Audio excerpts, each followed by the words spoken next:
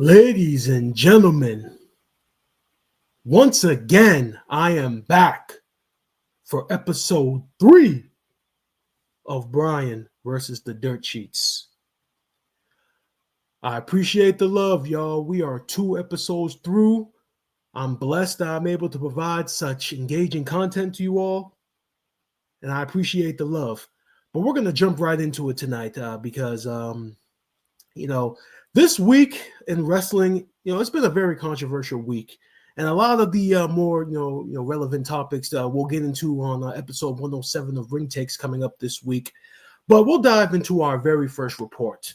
It's in regards to Alberto Del Rio and whether or not he will sign with WWE and the situation between WWE and AAA.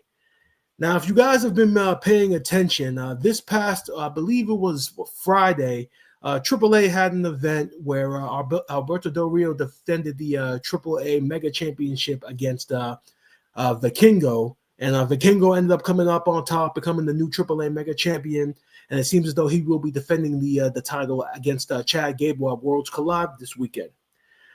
All this speculation about Del Rio losing the title has created this speculation in regards to whether or not he's going to be a part of AAA with this new partnership with WWE. Dave Meltzer reported in regards to Del Rio. He says, I know people that are very, very high on him, and I know people who are not very, very high on him. Basically, it comes down to one guy, and that's Levesque. And I don't know what his thoughts are on Alberto. I mean, as far as the in-ring, Alberto, at the caliber of the guys now, he's not there. Not at all. As far as persona, he's pretty damn good. As far as his track record, pretty damn bad. So we'll see. But it is WWE, and he does have no convictions, and that is very often how they look at things. I'm not going to come at Dave Meltzer because, like I said in episode 1, there are instances where some of these dirt sheet reporters will have like 20% of it right, and then maybe the other 80% of it will be made up. I've said from jump, and I believe it was in episode 1 in regards to WWE and AAA, nobody knew that this partnership was happening. Nobody reported on it, and nobody knew a damn thing about it until WrestleMania Saturday, where they had the roundtable and they announced the partnership. So as I stated before, and I'll state again, when it comes to the reporting on the partnership between WWE and AAA, these dirt sheet reporters really don't know any bullshit. They don't. If they did know, we would have had speculation or weeks of reporting about it that this may or may not happen. As far as I know, the only indication that we got was Conan on his podcast with the Disco, which shout out to those guys. I love that show, love their content.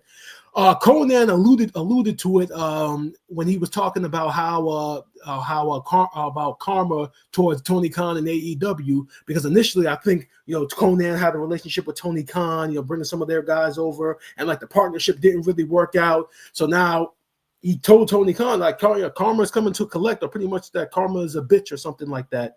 And he kind of alluded to something big happening, but we didn't predict this partnership. So as far as Meltzer goes about this situation, he may have 20% of it right. He may have 100% of it wrong. But I'm going to tell you what my opinion is. Okay. Now, Alberto Del Rio, he does have a very bad track record since he left WWE. I can remember on X, I forget the page, and I'm sorry to the page that I'm not giving you a proper shout out, but the page had asked the question, why does the IWC hate Alberto Del Rio so much?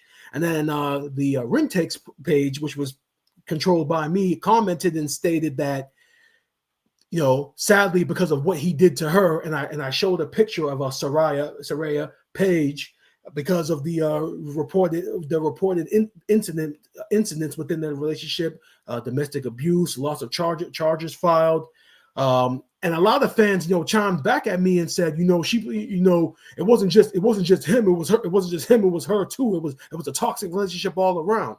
And then I chimed in and I pretty much said, like, she played a role. But when you look at Alberto Del Rio's track record since their relationship, it's been like Meltzer said, it's been pretty piss poor. attacking fans in the crowd. He also got accused of something else, even though there wasn't a conviction for it. As a matter of fact, I'm actually going to pull it up right now.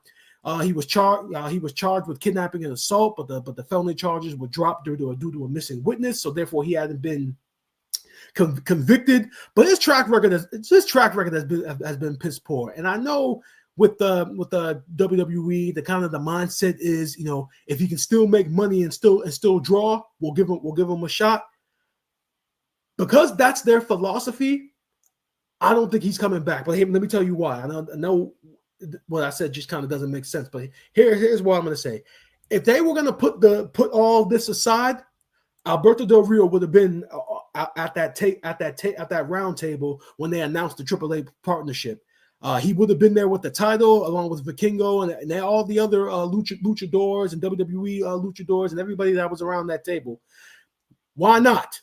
Because, and I know some fans will look at me and say, well, bro, dude, if you put them on the round table, the partnership announcement is going to have a bad reputation for it because of his history, and the fans are just going to look at him and not look at the partnership.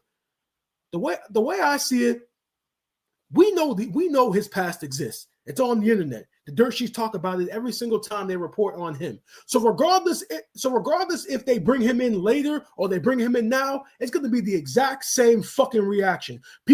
Some people are going to be great, going to be happy that he's back. Some people are going to look at it and say he's a piece of shit. Why are they giving him an opportunity? It would have been the same fucking reaction.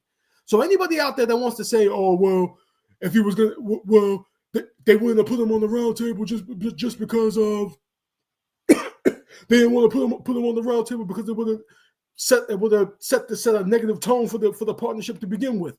Get the fuck out of here. Because at the end of the day, people are gonna feel the way that they feel about him regardless. Don't matter if you introduce him now or introduce him later or introduce him 3 years from now. These past charges, his past transgressions, all the other incidents that he's done in the past have happened, and it doesn't fucking matter.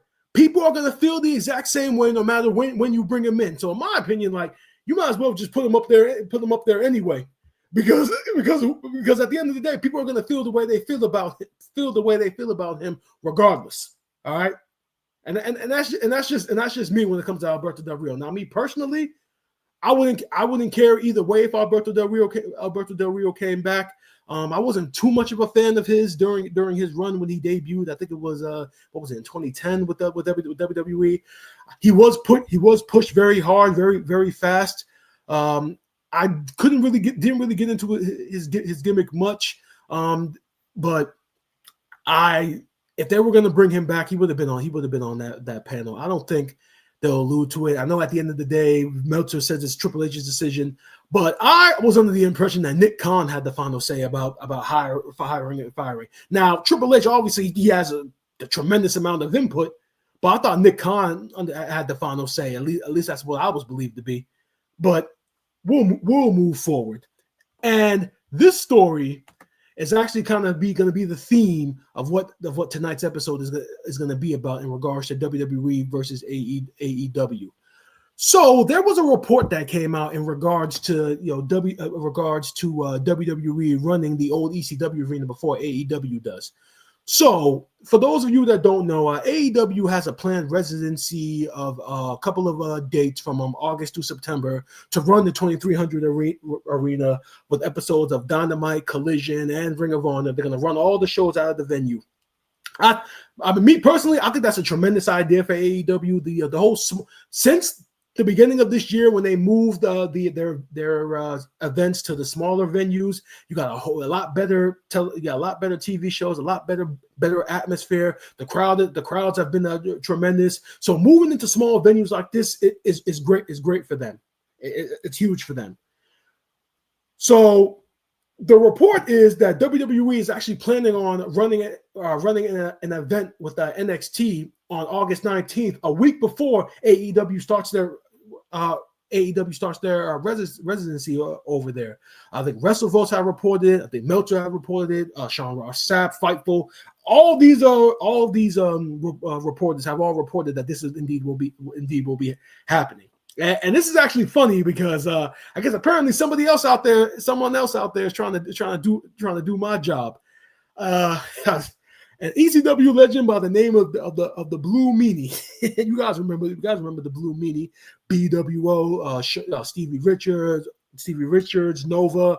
One of the parody of the NWO. It was a very popular during the old days of the old ECW. Now, when this report came out, I believe WrestleVotes tweeted about it. Blue Meanie pretty much came out and said he's not buying it. And this is what he says. He says on his YouTube video, there's something that came out yesterday I have to address. There's a Twitter page called WrestleVotes, and it says, we're told WWE has an interesting location lined up for an upcoming NXT TV show, Tuesday, August 19th at the 2300 Arena. That comes just 1 week before AEW kicks off its 7-show residency at the same venue. Then he breaks it down and says WWE NXT is not running the 2300 Arena that day. They're not. Running the arena August 19th at 2300 Arena. It's not true. When I heard about it, I was interested in it, and I reached out to the arena. Just, hey, is that true, NXT running the arena? And I just got a simple reply of no. And Meanie was very blunt about this. I actually watched the video. Now, it's very easy to listen to what Blue Meanie says and just tear it apart, because you would think, dude, this is the 2300 Arena now. It's not the old ECW arena anymore. So you may have had pull back then in the 90s, but this is 2025. Why would you have pull now to just give them a call and they'll just tell you whether or not they're running it or not? That's why some people fans will react to it. Me personally, I'm kind of on the fence about it, because it's kind of going to lean into what the my next topic is going to be, or what the whole, like I said, the theme of this episode is going to be about WWE and AEW and the whole counter programming. But a part of me kind of believes Blue Meanie. I don't know why, but I don't know why. I just feel like WWE doesn't really need. Why would they run the venue literally a week before AEW gets there? Like, how does that, in a sense, how would that hurt AEW in a sense? I mean, for wrestling fans, that sounds exciting. 1 week you get WWE at the old arena, and then you got AEW for these set of shows. So how exactly would WWE running this arena kind of hurt AEW? Why? Just because? Why? Just because fans already purchased tickets there. WWE fans has already purchased tickets there, and now they had such a great show that when AEW comes in, the appeal for the arena is going to die down. I don't think that's the case at all. I don't think this hurts AEW at all. I don't think this impacts them in one bit, because you got WWE fans, you got AEW fans. The same people who are fans of NXT that will show up to the show, supposedly if it was going to be happening, the very next week when AEW starts their residency, AEW fans will come in. And plus, how do you not know that there are fans of both WWE and AEW that would actually go to both shows? As far as ticket prices go, AEW show will be significantly cheaper than WWE, so you can go to the WWE show, then go to AEW show next week, and it will be significantly cheaper. But I kind of believe Meanie that I don't think they're running it, because regardless if they do, does it really hurt AEW? Not in my opinion. And this brings me to what the whole theme of this episode is going to be tonight. It's going to be regards to WWE and AEW and the whole counter programming. Now, as you've seen, next month, July, July 12th will be AEW All In, AEW's biggest show. Their WrestleMania will be taking place on this event.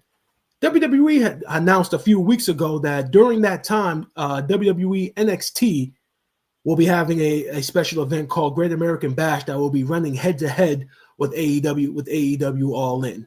Also, during this weekend, right after NXT Great American Bash, will be another edition of Saturday Night's Main Event. And then on Sunday, WWE will be holding Evolution 2, the second edition of the all women's pay-per-view that they had a couple of weeks that they had a couple of years ago, which me personally I was very entertained by. We go back to a couple of weeks ago, WWE NXT Battleground on a Sunday went head to head with AEW Double or Nothing. So you'd be seeing a lot of counter programming lately between both shows, and the frustration amongst the fans has been next to none. You got some fans crying and whining about it. You got other fans who are saying it's about business, it's about money. Now, I'm going to give my personal thoughts about this. I honestly don't believe that WWE is worried about AEW as far as going head to head goes. And I actually get frustrated when I see fans complaining and whining about it, is because certain AEW fans, because some of these AEW fans, they wanted to smoke with WWE. I mean, you got their boss, he takes a lot of cheap shots. Some people saying, WWE started it first, but the cheap shots have been going back and forth from either side. So it really doesn't matter. So it doesn't really matter who started what, who said what. Both sides have been going at each other since AEW was even a thing. And my whole thing is this. Don't claim to be a competitor and then cry when the actual competition treats you as such. All right. There was a point in time where Triple H had stated, I think he stated this on Pat McAfee's show going into WrestleMania 40 a year ago. He had stated that WWE, there's WWE and there's nobody else, that nobody can compete with them and that nobody will ever rival them. And then what happened? AEW fans tweeting out, "Oh, AEW is here.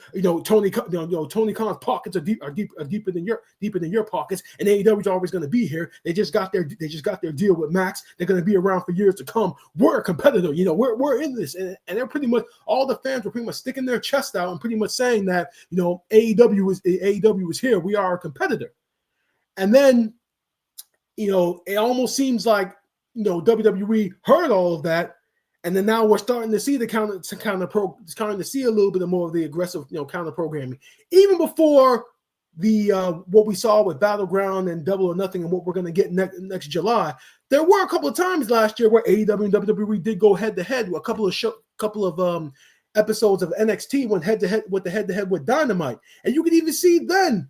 I can remember Tony Khan, getting frustrated about WWE tweeting out that the first hour or first half an hour of the show was going to be, cable commercial free, and then he clapped back and said he wanted to do the exact same thing. So that falls into the line of me saying like, yo, you guys wanted the smoke, and now WWE is giving you the smoke, and now you guys are saying, oh no, we're an alternative.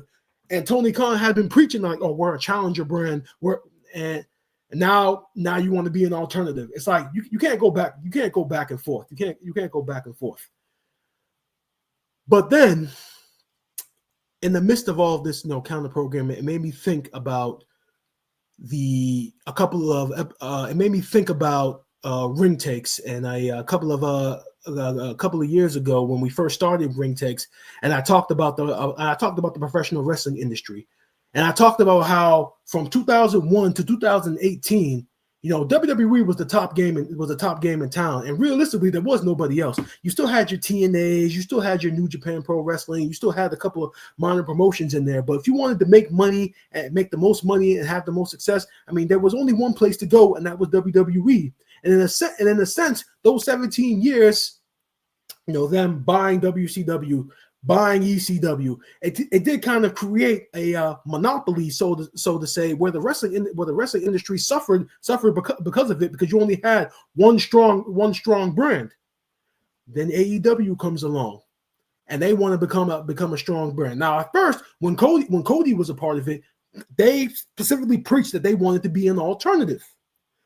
But then I don't know where the line got crossed. It might have been when Cody left and the whole CM Punk situation broke down. As a matter of fact, I'll take that back. It might have been when they signed CM Punk initially, that then Tony felt like, no, we're a challenger brand. We can compete with WWE. We have the talent. We give our talent more freedom than WWE gives their talent, so we can compete. We can compete with them. We can stand and fight. And then WWE pretty much just started, and then WWE just pretty much started essentially treating them as such, with the counter programming this year. Now I'm going to say this: I honestly think This is about one thing and one thing only. This is about money. Okay? This aggression that you're seeing from WWE, while it gives off the perception that AEW is as a viable competitor, this is about one thing. This is about money. Okay. Now, if you guys recall, during the pandemic, right, when obviously WWE couldn't run house shows and such, and AEW was just starting up, how many people did WWE let go? Because obviously they were cutting back. There were no house shows. It was during the pandemic. They were losing a lot of money. They fired a lot of guys, and a lot of those guys ended up in AEW. And when they got to AEW, Tony Khan paid them handsomely. And in a sense, we know what AEW did. They reset the market. They reset the market. Now, some fans on X are saying they're paying the talent above market value. An additional 10%. I'm not going to get into the fucking dollars and cents of that because I don't work for either company. I'm not privy to that information, so I'm not even going to pay attention to any of that. But it does seem like that AEW. I'm not going to say they overpay for their talent, but they pay their talent a significant amount to attract others. And in a sense, when they did that, like I said, they reset the market. I can remember during that time when AEW was grabbing all these guys for big money, WWE was kind of trying to counter that by signing superstars to a 5-year contract. I can remember Ricochet was one of those guys that they signed to a 5-year deal and trying to up the pay.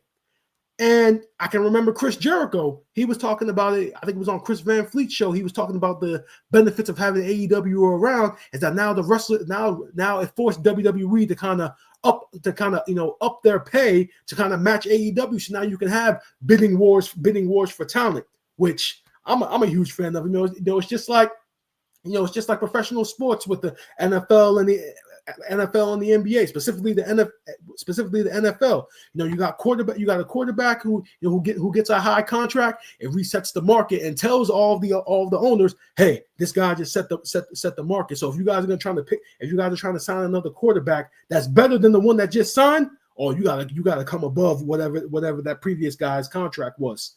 So in a sense, that's what this is about. AEW has reset the market with their pay structure and their salaries, and now WWE TKO is seeing this, and I feel as though the counter programming is all about resetting the market. They want they give the perception that AEW is a competitor. But I honestly think that's not what it's about. I don't think that they're thinking about AEW in their competition. They're thinking about keeping the pay structure at a certain amount, so they don't have to quote unquote match whatever AEW is trying to pay. And in a sense, by counter programming them, they're trying to weaken them at the knees in a sense by saying don't even think about AEW. Come over here to WWE. That's what this is about. It's about money. Now, I will warn WWE. You need to be very careful with all of this counter programming, though. Now, I watch both shows. So all of this counter program does impact me because there are times where I kind of have to pick and choose which show I want to watch when there are two shows on. I always look at it and see, okay, let's look at the cards. Which match card is more exciting to watch? That's how I do it. And then I decide which show I'm going to watch, and then I watch the other show the next day. That's how I do it.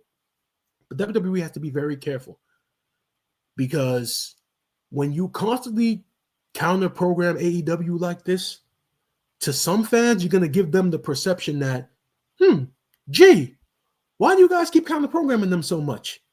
Is there something going on over there that we should be watching?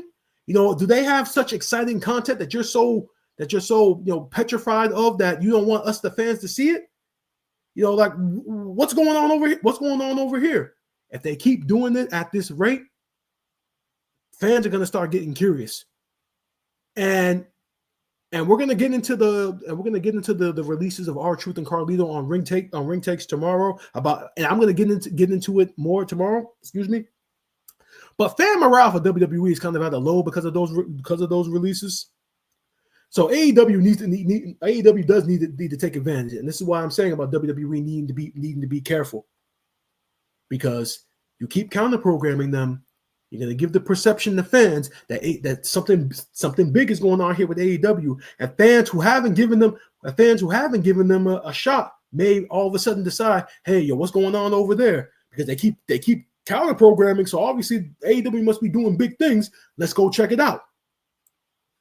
And my final point of the night in regards to the counter programming, like I said, I watch both shows.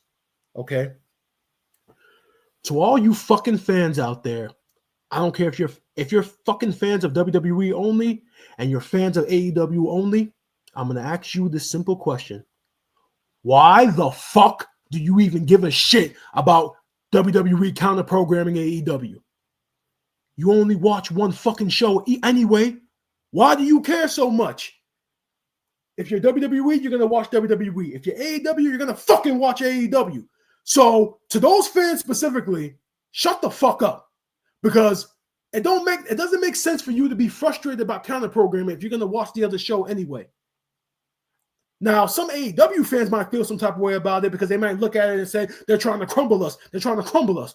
Well, motherfuckers, if your owner continues to put out a consistent positive product, because lately I'll give it to him, he has been putting out some good product lately.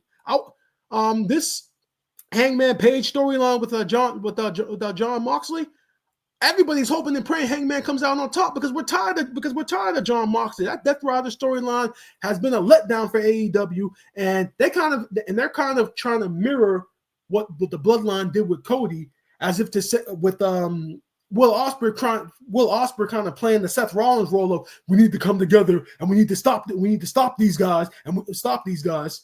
And if they're mirroring that story, I know obviously it's not going to be as impactful as Cody winning the title was with his finish the storyline. But if they're heading in that direction with Hangman eventually becoming champion, that's something to look for. That's something to look forward to. Get the fucking title off John Moxley as quick as possible. But if you're an AEW fan, continue to support AEW. And like I said, if your boss continues to put out a consistent positive product, no competition can fuck with you. And if you're and you guys as the fans, keep supporting them. Keep watching the show. Keep tweeting out support. It won't matter. If you just watch AEW, it won't matter about the fucking counter programming because you'll be supporting your own fucking show. And same thing goes for the WWE fans. All right? At the end of the day, it's professional wrestling. All right? We like what we like. We love what we love. I watch both shows. I look at I look at the cards, and then I determine which one I'm going to watch for the night if it's a counter programming type of night. All right? Counter programming, though it should be impacting me where I gotta choose which one I want. But at the end of the day, I just pick the best card and I watch the show the next day. Just because it's live, you can always watch it back tomorrow. Just do what I do. Stay the fuck off social media. That way people don't spoil it for you. And some people just can't do that shit, so they get mad and they get frustrated about it. Real simple. If you're someone like me who watches both shows, just look at the match cards. Whichever card looks more appealing to you, watch that show live, watch the other show later. It's that fucking simple. So that brings us to the end of episode 3 of Brian versus the Dirtsheets. As I stated, thank you all for the support. We will be recording episode 107 of Ring Takes tomorrow, where we will be giving our picks for Money in the Bank, as well as giving a little deeper reactions to the releases of both R-Truth and Carlito. Once again, I thank you all for the support and love. And in closing, as I've stated before, you see the hat? That means it's my fucking show and I matter. I'm about to go smoke a blunt. Good night.